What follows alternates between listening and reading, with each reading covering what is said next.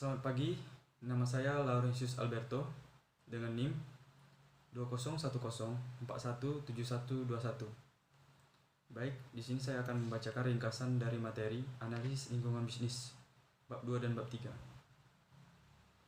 Bab 2, lingkungan pasar dan bukan pasar. Beberapa perusahaan dapat berhasil dalam lingkungan pasar dan lingkungan bukan pasar mereka. Mereka juga berhasil dalam lingkungan sosial, politik, dan hukum tempat mereka beroperasi. Lingkungan bisnis terdiri dari komponen pasar dan bukan pasar. Lingkungan pasar mencakup interaksi antara perusahaan pemasok dan pelanggan yang diatur oleh pasar, dan kontrak interaksi ini biasanya melibatkan transaksi ekonomi yang dilakukan secara sukarela, itu karena properti untuk mencapai kinerja yang unggul, perusahaan harus beroperasi secara efektif di lingkungan pasar mereka. Kinerja perusahaan dan manajemennya tergantung pada lingkungan bukan pasar. Lingkungan bukan pasar terdiri dari pengaturan sosial, politik, dan hukum yang membentuk interaksi di luar, tetapi berkaitan dengan pasar, dan kontrak lingkungan bukan pasar mencakup interaksi antara perusahaan dan individu kelompok. Kepentingan entitas pemerintah dan publik yang ditengahi bukan oleh pasar, tetapi oleh lembaga publik dan swasta. Institusi publik berbeda dari pasar karena karakteristik seperti aturan mayoritas, proses hukum, hak yang luas, aksi kolektif, dan aksesori publik.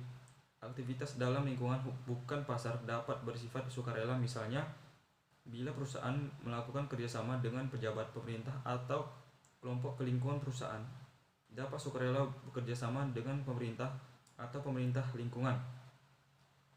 Manajemen yang efektif juga merupakan syarat mutlak yang harus dipenuhi untuk memperoleh kinerja yang unggul di lingkungan bukan pasar. Lingkungan bukan pasar telah tumbuh dari waktu ke waktu, dan ini memerlukan perhatian yang meningkat dari pihak manajemen perusahaan. Masalah bukan pasar sangat penting diperhatikan bila perusahaan mau tetap bisa eksis, dan masalah bukan pasar juga dapat menjadi agenda. Perusahaan harus memperhatikan keberlanjutan hidup perusahaan, beradaptasi dengan perubahan iklim global, keamanan, kesehatan, keselamatan, dan juga memperhatikan regulasi yang ditetapkan oleh pemerintah, perlindungan kekayaan intelektual, hak asasi manusia, kebijakan perdagangan internasional, anti monopoli, tekanan sosial dari organisasi non-pemerintah atau LSM, dan aktivitas sosial. Perusahaan beroperasi di lingkungan pasar dan lingkungan bukan pasar. Manajer diposisikan untuk menilai dampak dari kegiatan pasar berupa mereka pada lingkungan bukan pasar, dan dampak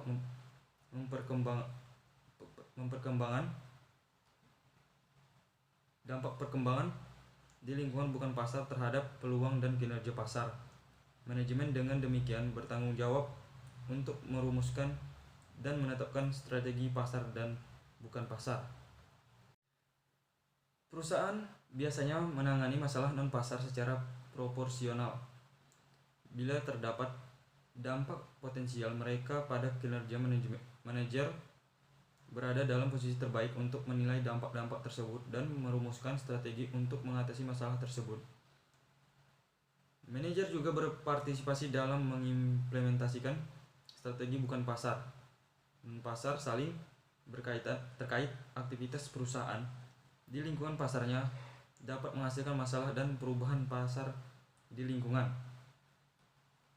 Dan pasalnya, perusahaan ini dapat mengambil bentuk tindakan pemerintah seperti undang-undang, peraturan gugat, anti monopoli, dan kebijakan perdagangan internasional. Demikian pula tindakan kelompok kepentingan dan aktivitas dapat memaksa perusahaan untuk mengubah praktik pasarnya. Lingkungan bukan pasar perusahaan dikarakteristikkan oleh 4, yaitu isu atau persoalan pokok interact oleh kepentingan internasional, institusi dan informasi atau informasi itu adalah unit dasar analisis dan fokus dari tindakan Denpasar. Interest atau kepentingan mencakup individu dan kelompok dengan preferensi tentang atau kepentingan hal institusi pemerintah termasuk entitas seperti badan legislatif. Tugas manajemen adalah merumuskan dan menerapkan strategi yang secara efektif agar dapat mengatasi masalah bukan pasar dan mengakui bahwa kepentingan lain juga memilih dan menerapkan strategi yang mereka buat. Strategi-strategi ini saling bersaing dalam konteks intelektual dan oleh karena itu informasi memainkan peran yang sangat penting. Lalu bab 3, strategi terintegrasi. Strategi dalam lingkungan bukan pasar. Pentingnya strategi bukan pasar. Salah satu peran penting dari strategi bukan pasar adalah untuk membuka peluang yang dikendalikan oleh pemerintah, seperti yang digambarkan oleh strategi perusahaan untuk melakukan deregulasi industri telekomunikasi. Sistem strategi bukan pasar. Penulis mengembangkan sistem strategi prinsip, kerangka kerja, dan rencana aksi untuk menangani masalah, lembaga, kepentingan, dan informasi yang menjadi ciri lingkungan bukan pasar. Dia menggunakan konsep rantai sewa yang dianalogikan dengan rantai nilai untuk menunjukkan bagaimana perusahaan dapat berpartisipasi dalam proses penetapan kebijakan dan menghasilkan pengaruh untuk keuntungan mereka sendiri. Lingkungan pasar dan bukan pasar. Lingkungan bukan pasar berbeda dari lingkungan pasar dalam beberapa hal. Pasar adalah sebuah institusi di mana pertukaran ekonomi diatur dalam sistem hak milik yang diatur oleh aturan suara bulat. Lingkungan non-pasar termasuk lembaga publik yang dicirikan oleh aturan mayoritas, proses hukum, pemberian hak yang luas, tindakan kolektif, dan publisitas, yaitu tindakan biasanya dilihat oleh publik. Tindakan di pasar bersifat sukarela dan menghasilkan keuntungan pribadi. Sebaliknya, tindakan di lingkungan bukan pasar biasanya memberikan manfaat publik yang memengaruhi kelompok pihak yang lebih luas. Dalam persaingan pasar, komitmen sumber daya seringkali menjadi faktor kunci dalam menentukan hasil. Dalam persaingan bukan pasar, suara seringkali menjadi faktor kunci, tetapi tidak mencerminkan intensitas preferensi seperti yang dilakukan oleh komitmen sumber daya swasta. Kinerja di lingkungan pasar dievaluasi dari segi keuntungan yang dihasilkan atau nilai yang diciptakan. Sedangkan di lingkungan bukan pasar, yang menilai kinerja perusahaan menggunakan dimensi yang lebih luas yang mencakup prinsip-prinsip etika dan konsep tanggung jawab. Lingkungan pasar dicirikan oleh jumlah pesaing industri, kemudahan masuk dan keluar, struktur biaya, sifat dan laju kemajuan teknologi, sifat permintaan dan dimensi persaingan, dan aturan persaingan pasar, termasuk undang-undang anti monopoli dan regulasi. Lingkungan bukan pasar sangat berbeda. Ia dapat dicirikan dari segi isu, kelembagaan, kepentingan, dan informasi. Misalnya dalam kebijakan telekomunikasi, masalah khusus adalah RUU yang dikenalkan di Kongres untuk memungkinkan perusahaan operasi bel regional atau RBOC untuk memproduksi peralatan telekomunikasi dengan membatalkan sebagian dari keputusan akhir yang dimodifikasi atau MFG yang menyelenggarakan gugatan anti-rules federal terhadap AT dan T. Faktor penting dalam merumuskan strategi bukan pasar yang efektif adalah memandang lingkungan bukan pasar sebagai endogen baik untuk kekuatan pasar seperti perubahan teknologi dan aktivitas bukan pasar perusahaan dan kepentingan lainnya. Analisis bukan pasar dan perumusan strategi. Strategi bukan pasar dihasilkan dari proses manajemen yang menggabungkan pengetahuan tentang pasar dan lingkungan bukan pasar, informasi tentang isu-isu spesifik dan kerangka kerja konseptual yang memandu perumusan dan implementasi strategi. Levi Strauss dan pedoman sumber global. Levi Strauss, sebuah firma milik pribadi, telah mengintegrasikan nilai inti keluarga khas ke dalam kebijakan internalnya dan mendapatkan reputasi untuk kepatuhan pada prinsip-prinsip etika dan perhatian kepada para pemangku kepentingannya. Pada tahun 1980-an, perusahaan melakukan dua perubahan penting dalam strategi bisnisnya.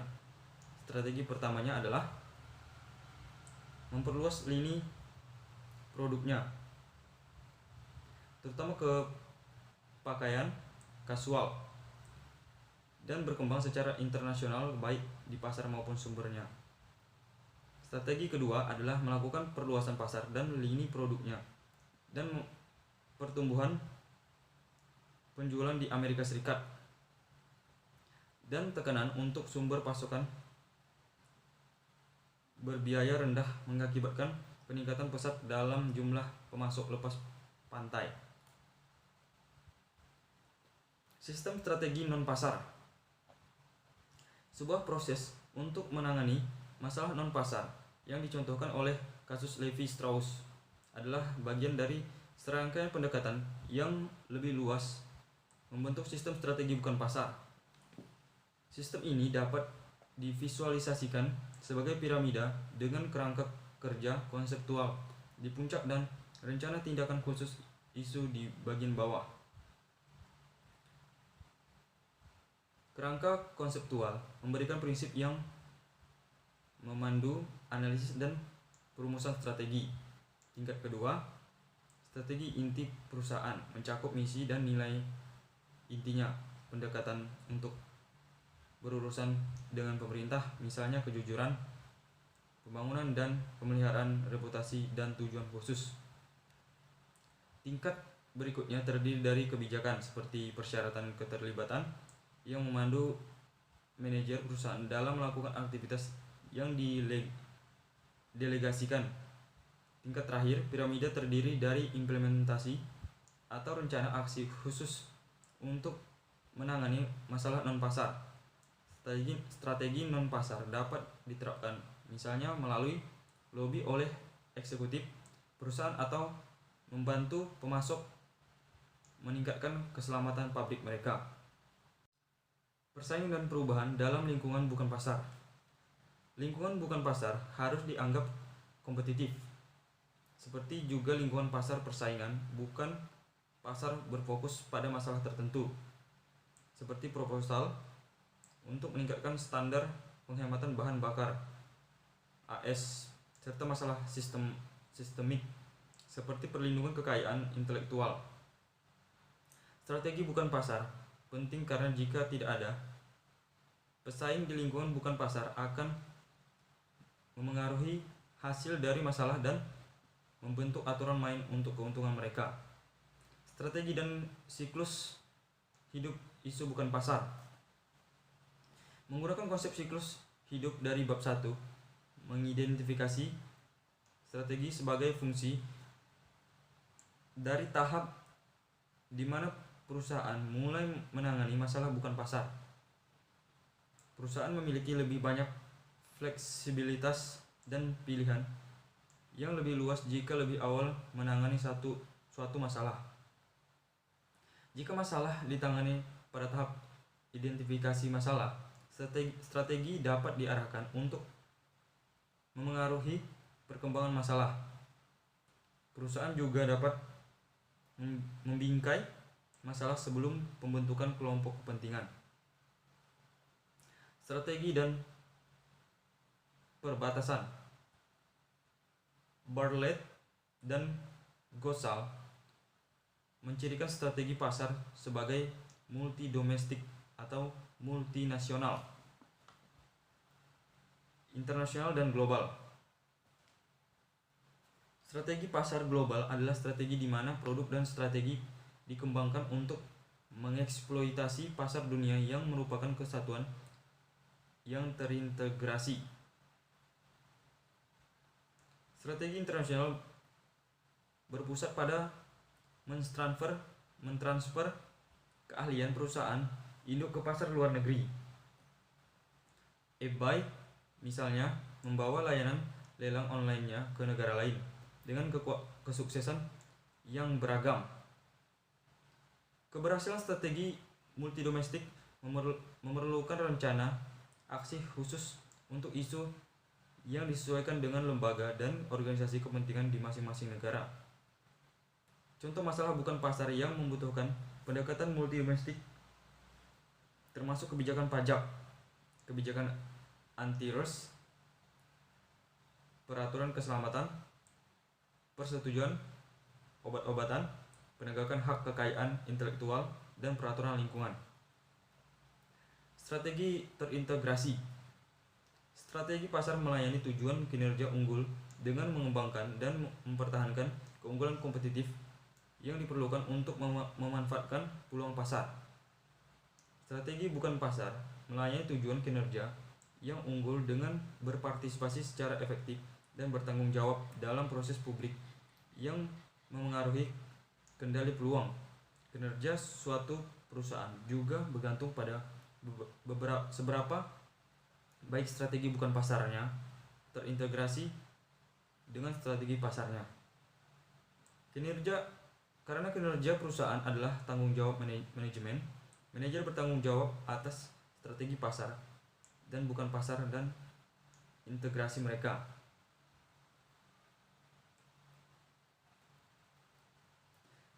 Pendekatan untuk mengintegrasikan strategi pasar dan bukan pasar. Salah satu pendekatan untuk mengembangkan strategi terintegrasi adalah dengan memasukkan formulasi strategi bukan pasar ke dalam proses pengembangan strategi pasar. Misalnya, peraturan yang berkaitan dengan siapa yang dapat menyediakan layanan, seperti dalam telekomunikasi, dapat dimasukkan ke dalam analisis persaingan di antara perusahaan yang sedang menjabat dan calon pendatang baru. Kekurangan dari pendekatan ini adalah bahwa institusi tempat kebijakan pengaturan dibuat sangat berbeda dari pasar, sehingga sifat analisisnya berbeda. Posisi bukan pasar. Positioning memberikan landasan bagi strategi bukan pasar dan dapat meningkatkan strategi pasar dan integrasinya dengan strategi bukan pasar.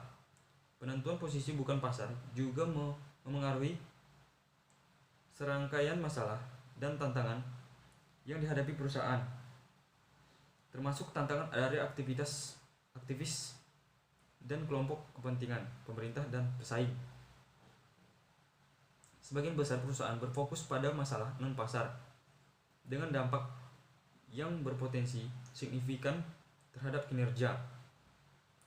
Mengatasi masalah non-pasar secara efektif dibantu oleh kerangka kerja yang mengatur analisis, penalaran, dan perumusan strategi.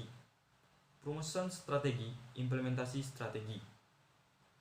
Kerangka yang diilustrasikan pada gambar 2-5 terdiri dari 3 tahap: penyaringan, analisis, dan pilihan. Tahap penyaringan mengesampingkan alternatif-alternatif yang bertentangan dengan hukum, kebijakan perusahaan, atau konsensus etis. Tahap analisis berfokus pada prediksi tindakan non-pasar dan kemungkinan konsekuensinya. Tahap pilihan melibatkan evaluasi konsekuensi tersebut dan klaim etika apapun dan membuat pilihan berdasarkan evaluasi tersebut. Hasil dari tahap pilihan adalah strategi untuk menangani masalah dan kebijakan yang dapat digunakan untuk memandu manajer dalam tahap penyaringan untuk di masa mendatang. Baik, sekian saja yang dapat saya sampaikan. Atas perhatiannya saya mengucapkan terima kasih.